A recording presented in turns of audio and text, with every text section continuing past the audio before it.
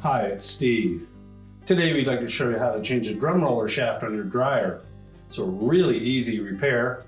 Let me show you how we do it. Now to do this repair, we will need access to both the back and front of the dryer, and we'll also need to disconnect the power. So our first step will be to pull it far enough forward so that we can unplug it and disconnect it from the vent. If it's a hardwired dryer, you'll need to locate your electrical panel, turn off the appropriate breaker, or remove the appropriate fuses. Now with the power disconnected and our dryer pulled forward, our next step will be to remove the lint screen first. So simply pull it out of the cabinet and set that aside. And then we'll remove these two Phillips screws that secure the filter housing to the main top. We want to use caution that we don't drop those screws down into the inside. And then we can set that all aside. Now our next step will be to raise the main top. There are two clips that are just in this gap between the main top and the front panel. We'll need to disengage those. So take a thin blade putty knife. You can also pull forward on that main top. That will help release that clip.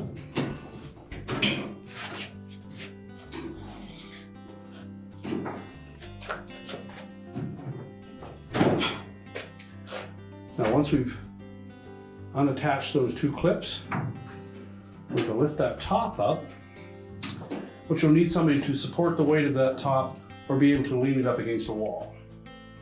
Now next we'll need to disconnect the harness for the door switch. So locate that harness, release the locking tab, and separate the harness. Now once we've done that, there are two 5/16 hex head screws that attach the front panel to the cabinet. We'll need to remove those as well. So remove both of those screws.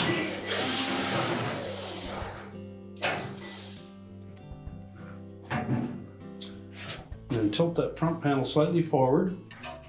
You may have some resistance between the edge of the drum and that top bearing.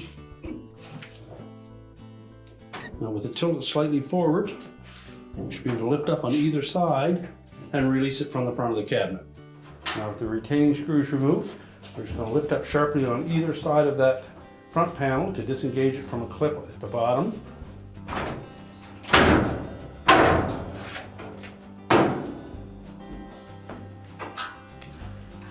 There are clips on either side of that cabinet that fit into these rectangular holes on the bottom of the front panel. We just need to pull those up out of there. Now we'll set that front panel aside. Now next we'll need to remove the drum, and to do that we'll need to release the tension on the drive belt by reaching in underneath the drum, locating the idler pulley, and rolling that belt off of that pulley. Now when removing the belt, essentially we would have the drum in that opening there. We would be sliding our hand in underneath the drum. So essentially what will happen is we'll reach our hand in underneath the drum. We're going to push that idler off to the right. That'll release tension on it. Then we can roll the belt off the motor pulley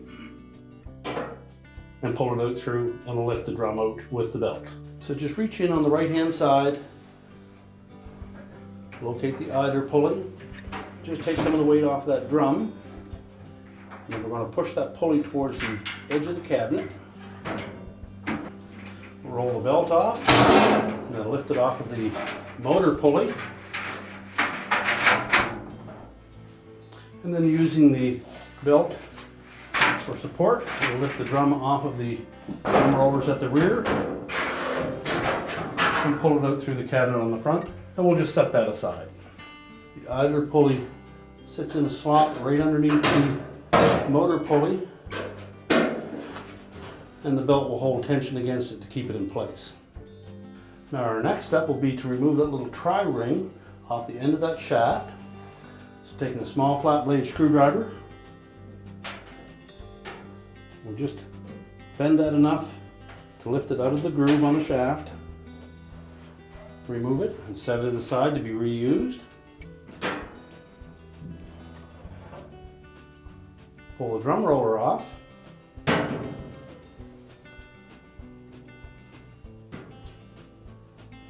Now our next step will be to go to the back of the dryer, remove the back panel so that we can access the nut that holds that roller shaft in place on the bulkhead. Now with the back of the dryer exposed, we'll remove the screws that secure that back panel. So remove the 1/4" hex head screws, 3 along each side.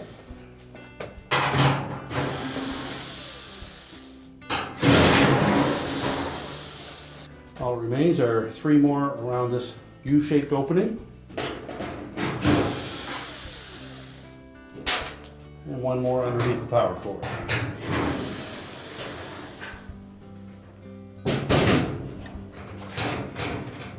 So just slide that back panel off of the vent, and then we'll set that aside. Now with the back panel removed, we're next going to take 4 screws that secure that inlet duct assembly to the housing.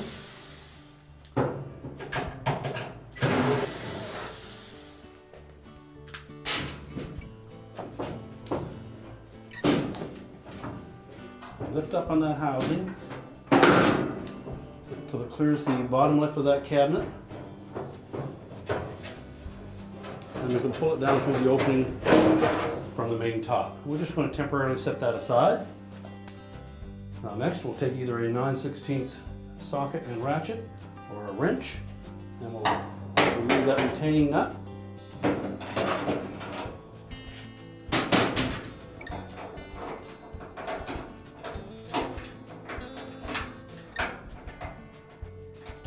And that shaft will just drop off inside the cabinet. We'll retain that to install on the new one. We'll go to the front of the cabinet.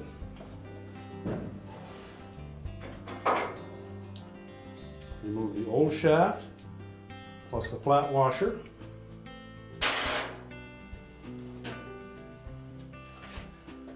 We'll also remove the remaining tri-ring. Again, we just put enough pressure on that to lift it out of the groove.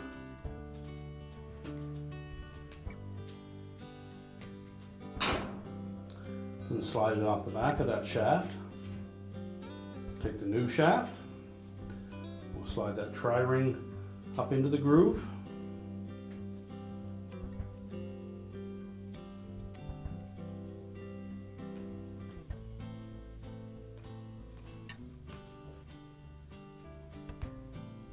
Make sure it stays down in that groove. If it doesn't, you'll need to replace that. And then take the large flat washer, and then we'll insert that into the rear bulkhead, and we'll reattach that retaining nut at the back.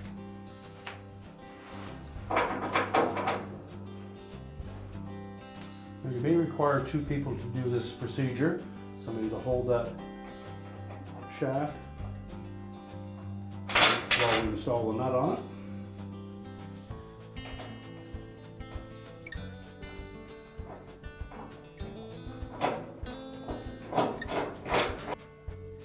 Now if you're forced to do this repair on your own, you can also use a pair of locking pliers on the end of that shaft to hold it in place while you tighten that nut. Just remember to attach the locking pliers right on the very end and not on the shaft portion where the drum roller would go. Squeeze it onto the very end, and then we can take our ratchet or wrench from the back side and tighten that nut. Now once we have that nut tightened securely, we can go ahead and put that inlet duct assembly back in place. We'll begin by sliding the top portion of it up through that opening.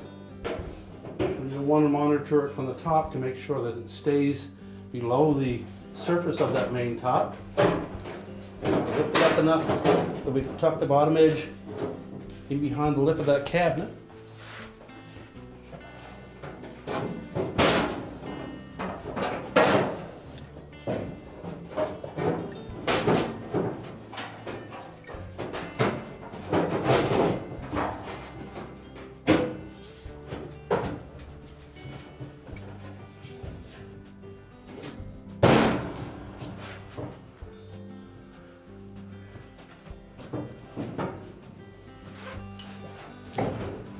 Also want to verify that the inlet wire harness is not jammed behind that duct assembly. And before we tighten these 4 screws, make sure that it is setting below the surface of the main top. And line up the 4 holes.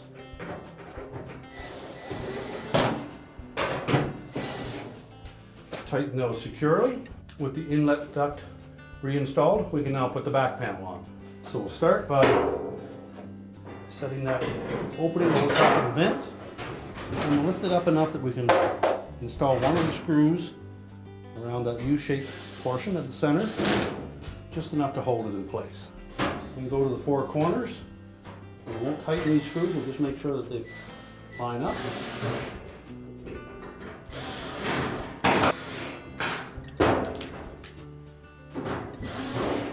And once we have all the screws started, we can go ahead and tighten those up. Now with the back panel on, we can go ahead and push that dryer back into place. So next we'll wrap that belt around the drum, keeping the groove side of the belt against the drum. Line it up with the marks from where it was previously. We're going to sit that rear of the drum, that little groove is going to sit on top of the 2 drum rollers. So lift it through the opening.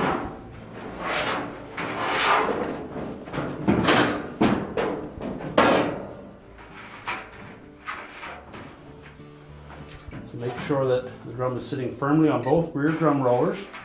Again, we're going to line that belt up as best we can. And then we're going to reach in underneath.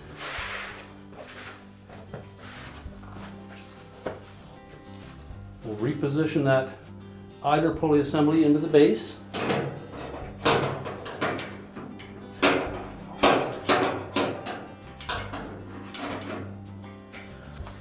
Now, because it's difficult to determine how that belt rolls around the idler wheel and the motor pulley, once you have the drum in place, we'll show you essentially what that's going to look like.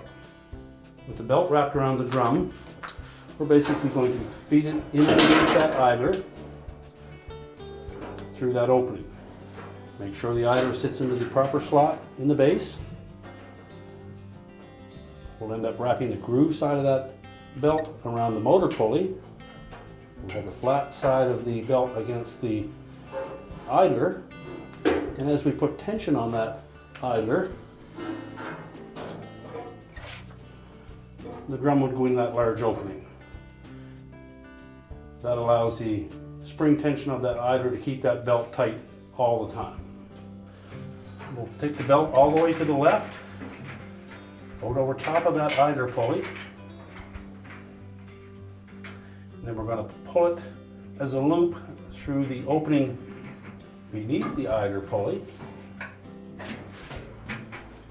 Push that pulley all the way to the right while holding it into the base until we can wrap the belt around the motor pulley. And once we have that around the motor pulley, the tension will hold that idler in position on the base. You can just do a visual check to make sure that it stayed there. At this point, you should be able to turn that drum. You'll hear the motor and blower wheel turning as well. Verify that the felt is tucked in all the way around the back. And then we can put the front panel back on. Now again, with the front panel, we want to line up those 2 rectangular holes in that lip on the bottom of the panel with the 2 clips attached to the cabinet. We'll also keep the bottom lip of that front panel below this shield. So it's easier to hook one side in first. You'll need to lift up on that drum to line up the opposite side. Once you have the bottom engaged on both sides of that front panel, again we'll lift up on the drum and tuck that felt bearing inside the drum. And then we'll reinstall the 2 retaining screws that secure it to the cabinet. Now with the bottom of the front panel engaged, we'll tilt up on that drum and slide the top bearing inside of the drum, and then reattach the retaining screws on the side. then reconnect the wire harness. Make sure that the locking tab engages. And then we're ready to put the main top down. Now we'll lower that main top. Line it up side to side and press down until those two clips engage. If need be, you can pull slightly forward.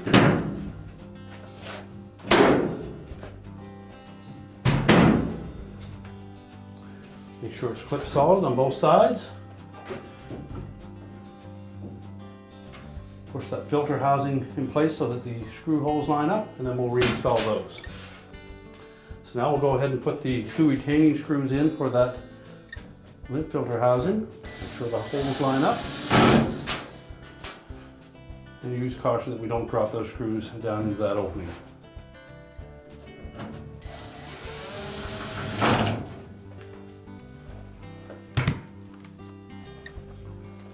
We can then reinstall our filter. And we're ready to reinstall the dryer. We can now reconnect the vent, push our dryer back into place, reconnect the power, and your repair is complete.